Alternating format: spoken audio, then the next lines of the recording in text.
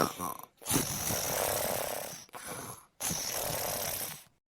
मोरे दैया रे दैया, हे देखला बड़की जीजी ने खड़ा रोज तक कहती रहन कि हमार बिट्टी 4 बजे से सुत के जाग जाले रोल करैले, एही से हम नहीं काम करावे आ पाइला। एनका बिटिया वो सुतली है, अयो खराटा मार मार के मेल मेल के सुतत हईन। बड़की जीजी, ए बड़की जीजी, उठत हो कि नहीं? खेत में 10 ठे मनई लागल है,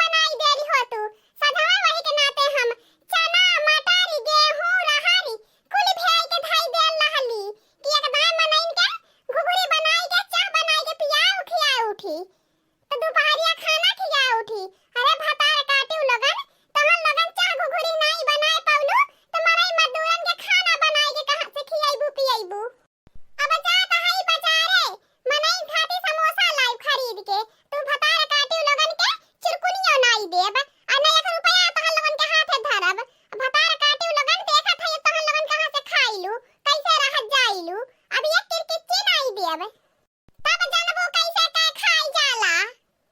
हाँ जा जा बुढ़न चनई के जा, हमरे ऊपर जिनता झाड़ा, हमहु बताई देत हई।